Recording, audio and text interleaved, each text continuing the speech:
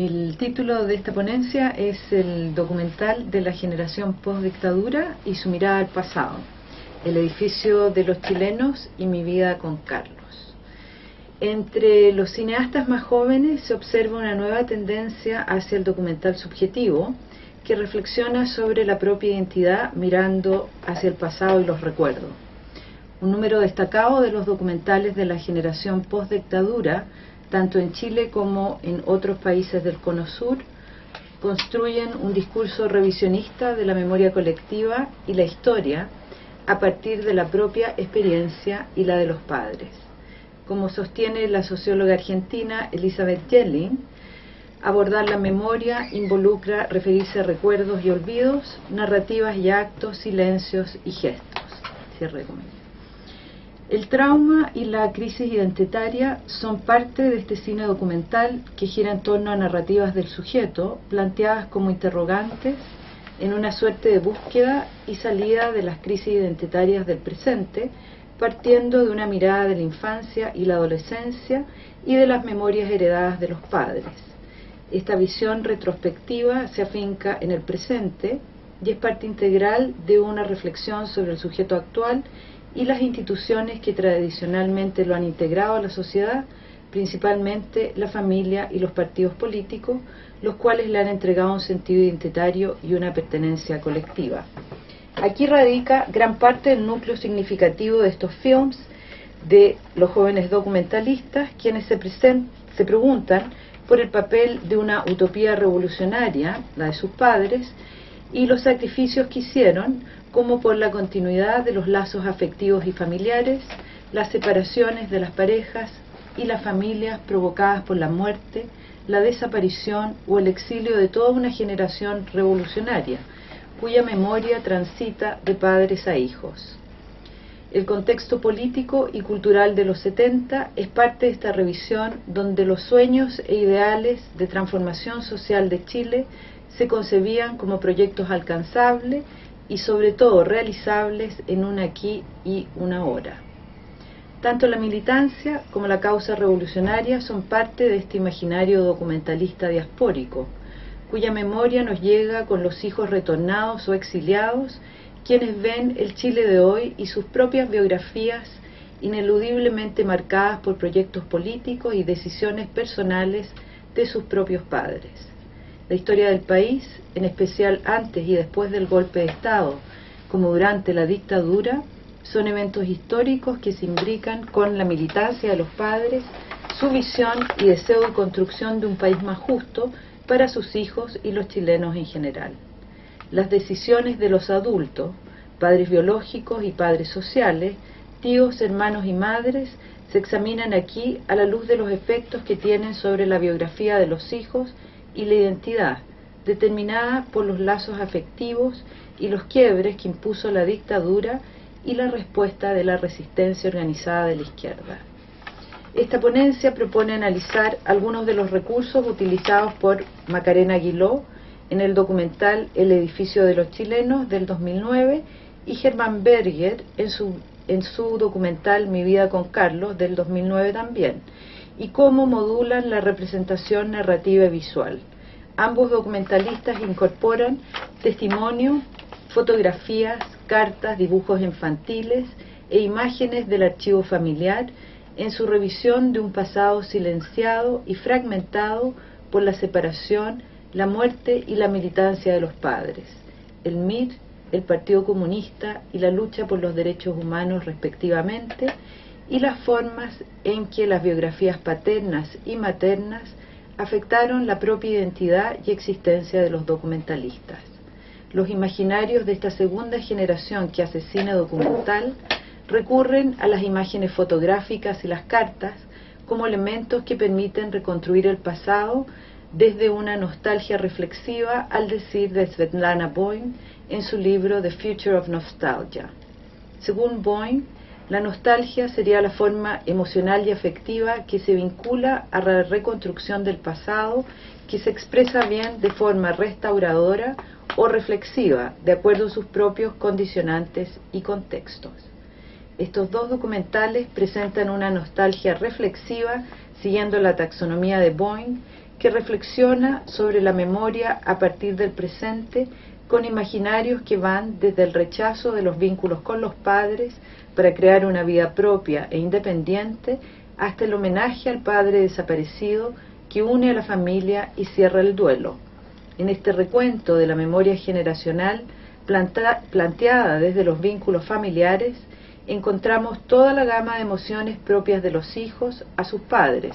en un país donde la familia sigue siendo uno de los núcleos sociales más aglutinadores y significativos.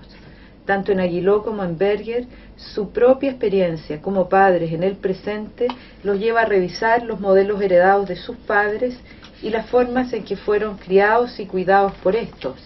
en el pasado. A través de sus propios hijos y siendo ellos mismos ahora padres, revisan su infancia y la vida de sus padres en el contexto político y familiar de su época.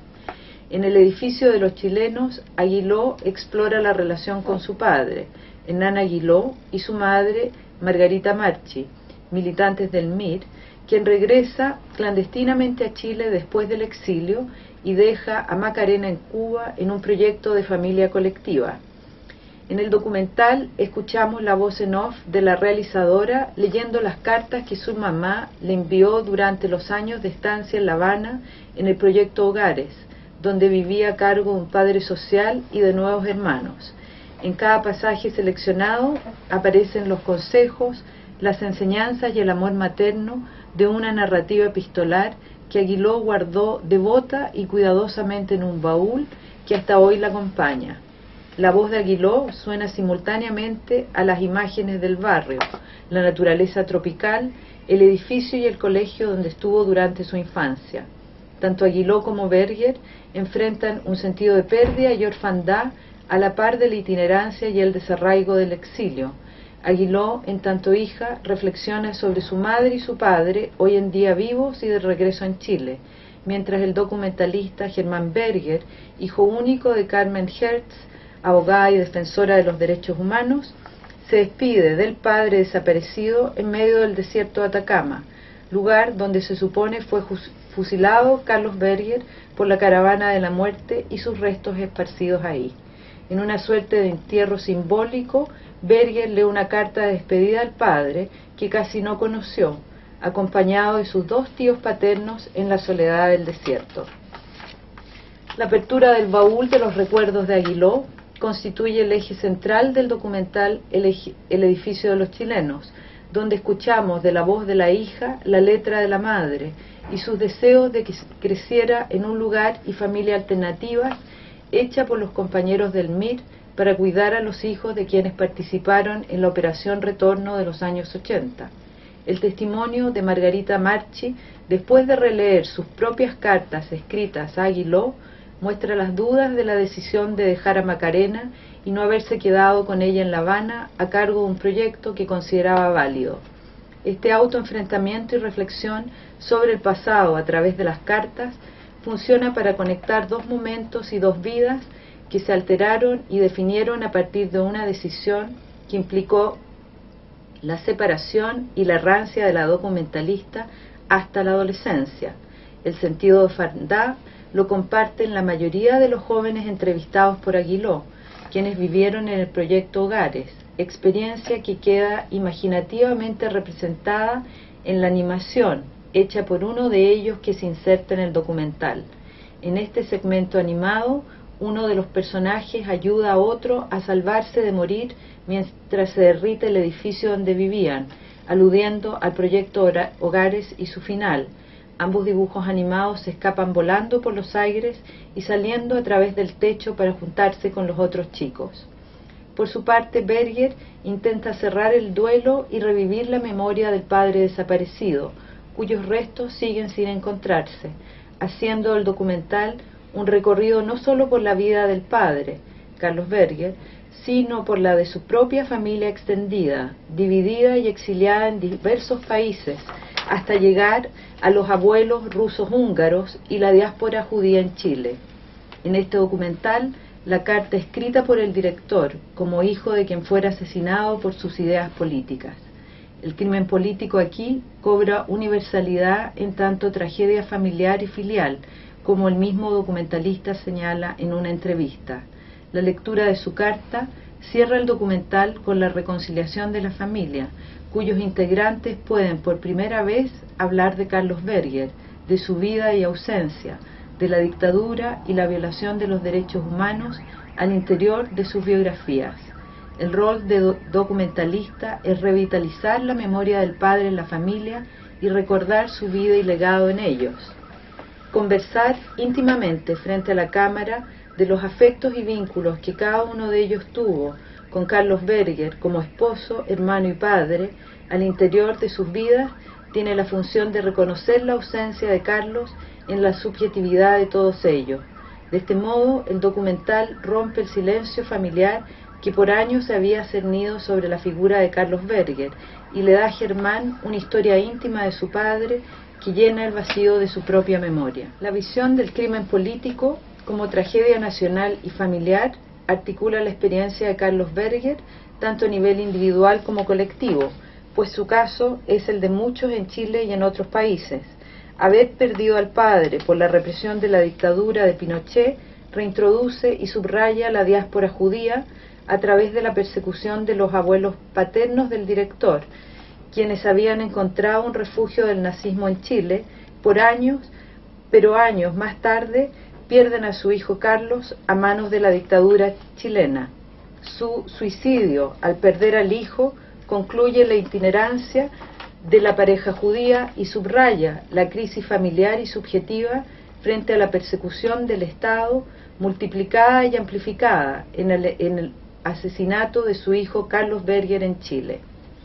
Tanto el edificio de los chilenos como Mi vida con Carlos transitan y conectan diversos países y espacios: Santiago de Chile, La Habana, Bélgica, Canadá y el desierto de Atacama, trasladándose temporal y espacialmente en un trayecto que se quiere y sabe lateral a otros relatos, que va por otros caminos de la historia, cercano a lo que Boyne considera las pistas dormidas u ocultadas por la memoria moderna hegemónica y que ella denomina lo off-modern, para resaltar el hecho que redescubren aspectos excéntricos y descuidados y que están fuera de la modernidad espectacular.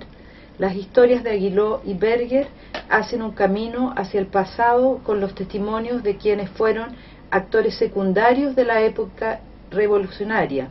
cuyas biografías, sin embargo, portan las marcas de la utopía y luchas paternas y maternas. En el caso de Germán Berger, la admiración y el amor filial incondicional determinan una representación de la memoria del pasado a través de la figura del padre muerto y su legado. En el caso de Macarena Aguiló, las contradicciones y la conflictividad emocional son parte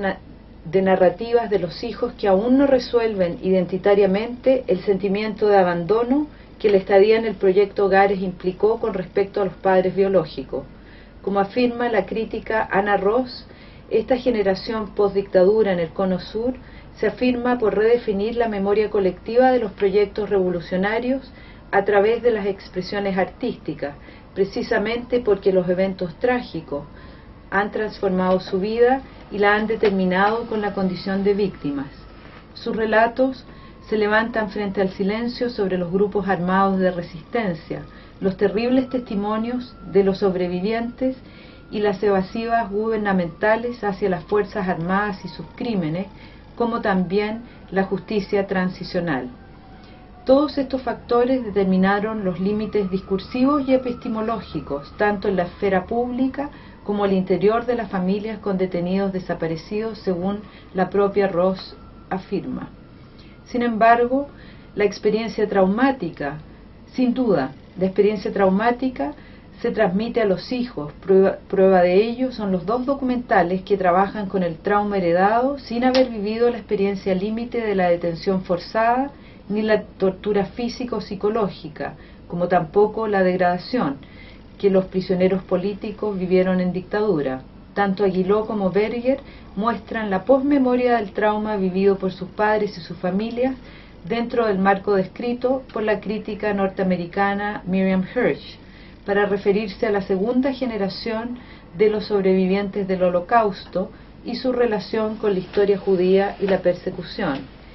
Ellos están llamados, como advierte Hirsch, a preservar la memoria que les ha sido transmitida por los padres a través de la palabra y las imágenes. Tanto Aguiló como Berger crecen con las historias de los exiliados, de los desaparecidos y de los secuestros. En el caso de Aguiló, cuando ella tenía 3 años, fue secuestrada por agentes de la DINA para presionar a su padre, entonces subsecretario del MIR. Memoria cultural y política se encuentran así en el documental y se cruzan en medio de la identidad problemática y crítica de Aguiló y de otros hijos de miristas, que fueron como ellas hijos y hermanos sociales en Cuba, mientras que en Berger su memoria salía al discurso de los derechos humanos y la lucha infatigable de su propia madre, Carmen Hertz, abogada y prominente defensora de los derechos de los familiares de detenidos desaparecidos. Sus registros de archivos, en entrevistas en la televisión, desde pequeño lo muestran como un niño sumamente maduro, informado y articulado con respecto a la lucha de su padre como militante comunista y su victimización en un crimen político aberrante. La lucha de su madre contra la impunidad y su fidelidad a la memoria del padre hacen del hijo un hijo ejemplar, quien se pliega incondicionalmente al discurso materno público, pero le pide que le hable de lo personal, de lo que para Carmen Hertz significó que mataran a su marido quedándose sola con su hijo. Los dos documentales representan entonces dos miradas y dos posiciones de cómo se representa el pasado de la historia nacional y personal. En sus relatos aparecen la militancia revolucionaria y la dictadura, y la vida de la generación postdictatorial en un presente globalizado con sus diásporas e imaginarios nomádicos. Estos documentales forman parte de la memoria cultural chilena con sus narrativas personales y sociales de una generación que heredó un pasado traumático y doloroso, que contenía las promesas del cambio social y que marcó su subjetividad ineludiblemente. Muchas gracias.